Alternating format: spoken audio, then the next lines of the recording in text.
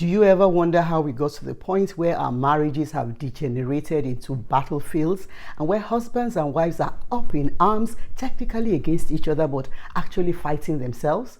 Where we have become armed to the teeth with all kinds of arsenals of speech and action that we, deploy carelessly with the intention of drawing emotional blood from our spouses by all means possible, and where the consuming desire to assert control crushes all consideration of the well-being and joy of our family members.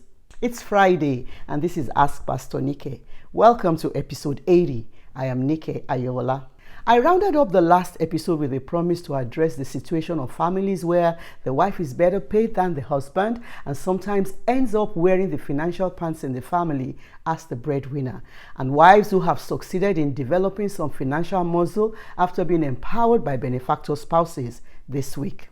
And maybe I can start by asking us if we agree that talking about money is tough. Often we may listen, sometimes out of courtesy, or because, we're like the Greeks of Apostle Paul's time, who just love to listen to new and alternate ideas. But eventually, we end up doing whatever we had decided to do beforehand. Our prejudices as men and women run very deep. And some of the ideas and mindsets we brought into our marriages, and mind you, a lot of these mindsets are very unscriptural, unholy, unhealthy, and sometimes even outrightly demonic, but are still the same ones driving our actions and reactions in the marriage. Money is an important component of life on earth.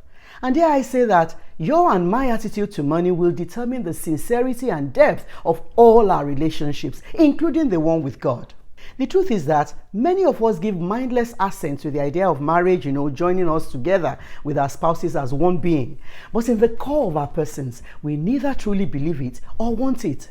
So we come into the marriage armed with weapons of warfare that cannot pull down any stronghold because they are not assigned by God. We come with the mindset that I can be one flesh with you everywhere else, but money ain't a part of the deal.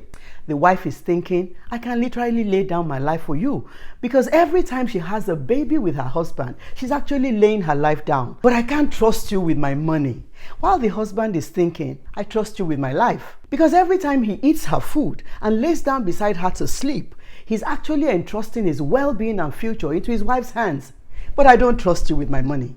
And all these natural but ungodly mindsets that eventually turn into weapons of mass destruction against the family are powered by our upbringing, by some of the examples that we've seen, and by the lies and half-truths that have been spoken into our consciousnesses. There's a verse in scripture that reveals the standard for marriage in the beginning, before the fall of Adam and Eve. I believe we need to establish and affirm this standard, irrespective of how far we may be from it. Genesis chapter 2 and verse 25 from the New English Translation says, "The man and his wife were both naked, but they were not ashamed." The naked in this verse actually refers to integrity and maybe innocence as well. But it speaks to the fact that in a God-centered marriage, there should be no fear of exploitation and no sense of vulnerability. There should be no place for shame in marriage or for the fear of being exploited, because if you can't afford to be vulnerable with your spouse, then who can you be vulnerable with? If you can't afford to be naked and open with your husband or wife, then there's trouble. Like I mentioned last week, the problem of a lot of marriages is that of a wrong foundation. And if I may just repeat it once again, if you came into your marriage, and especially if it's supposed to be a Christian union, and you came in and you still have the concept of me and mine and not we and ours for all of your assets and liabilities, your strengths and weaknesses, and all of your pluses and minuses, then you are not truly one. No, you are not. At least not in the way God intended it. There is a trust deficit in most of our marriages, and it's not surprising because we come into the relationship with our own trust issues, and then armed with all kinds of advice and examples from our family and loved ones, and even well-meaning but wrong advisors, mentors, and premarital counselors. Some of the husbands-to-be are told, you can't really trust a woman, so keep the information about what you earn to yourself, and they religiously execute that plan.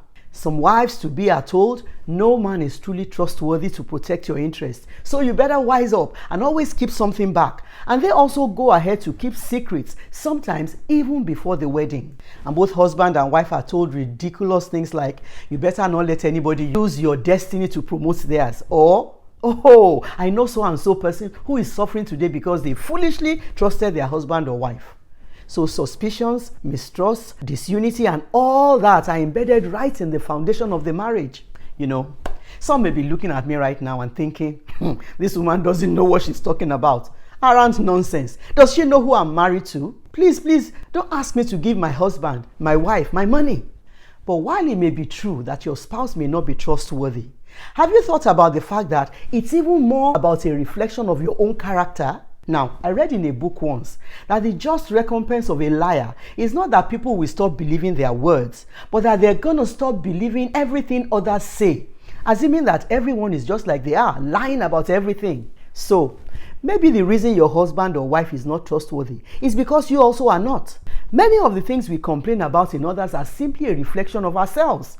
So if you as a husband, the head of the family, the one with greater financial earning capacity by all means, refuse to disclose your true income and you are busy justifying your wrong behavior with excuses like, oh, she's a poor financial manager, or you claim that your income is yours alone to administer without any input from your wife because, oh, she doesn't understand how these things are done, you are a mean husband, and I bet you that God is not pleased with you. And just so you know, while God is not pleased, the devil is cheering you on because he knows that there is no way your family can fulfill purpose with those kinds of attitudes.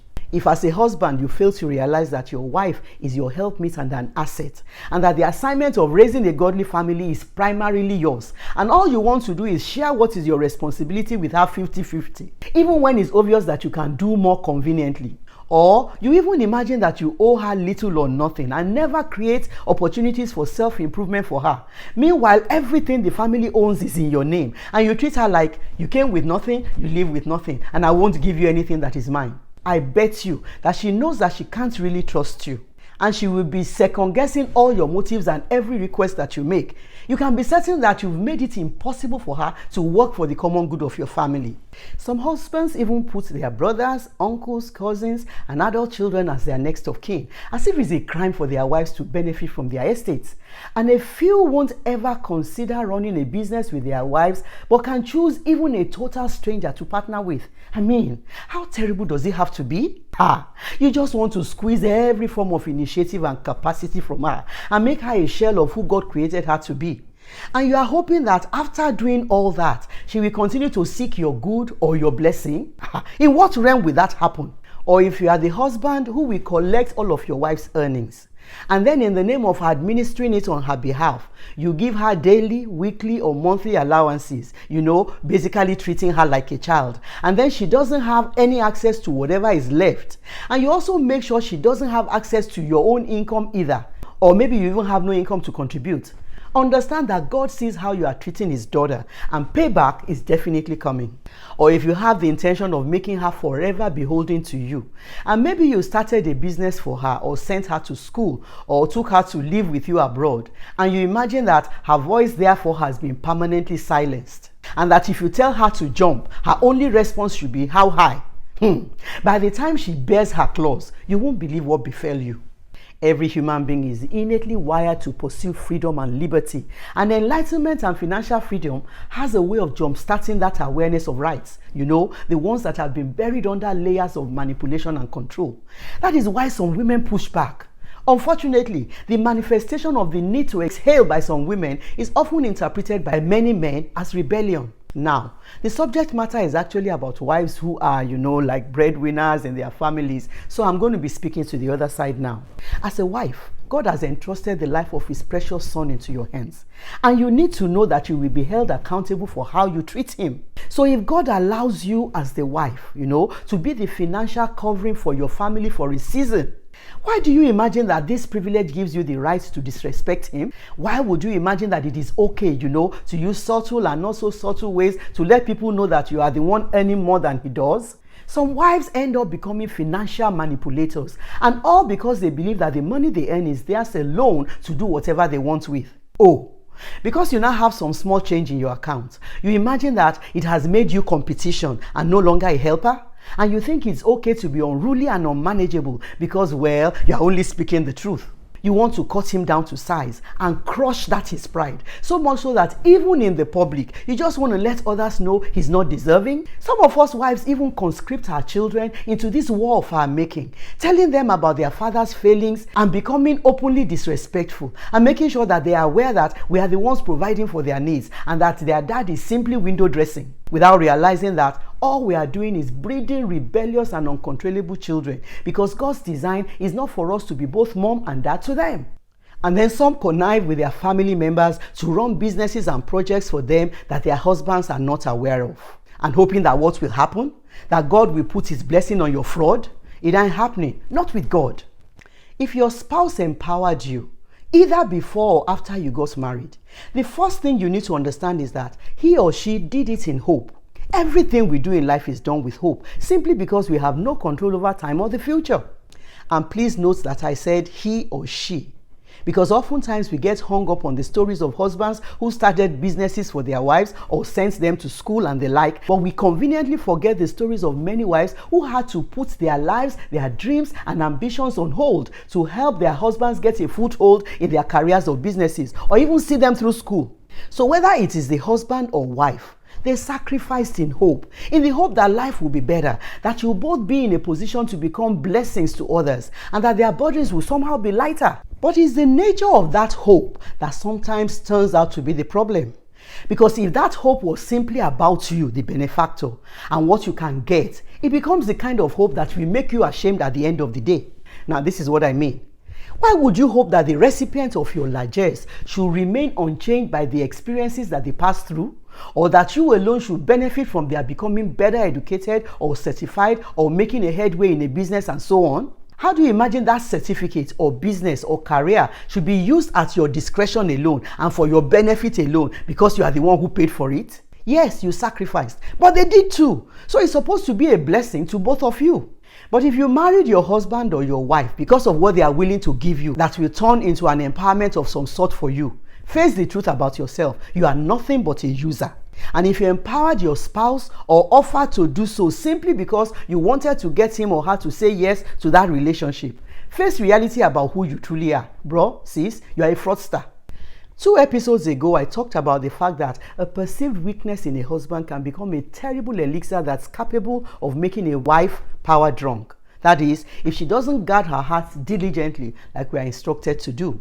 And if you are careless enough to let yourself as a wife with a higher earning capacity become intoxicated by the little success that God allows you to taste, because he's always wanting to test the true content of our hearts, before he allows bigger blessings to come, just know that all you are doing is proving to God that you can't be trusted, at least not with the riches of this world. It's in God's best interest for you and I to be kept from anything that is capable of destroying our lives, our faith, or our families. All the riches of this earth is not worth your soul and your eternity. At least that's how valuable each one of God's children is to him.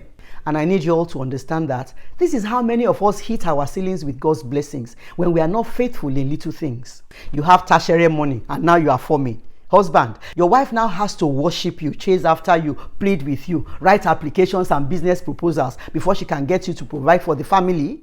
And wife, your husband has now become your whipping boy and you give him the take it or leave it attitude over everything. You silence his voice and opinion because he knows you will withdraw all favors if he dares voice a dissent. And you drop words carelessly, even in public, to let him and everybody know he's a non-performer. If you are blessed and empowered by God, and it doesn't matter if you are husband or wife, God blessed you for the sake of the people around you, starting with your Jerusalem, your immediate family. And except that blessing is not from God, which I can't speak to, if it's not God who is doing the blessing. But if it is, then why are you puffed up?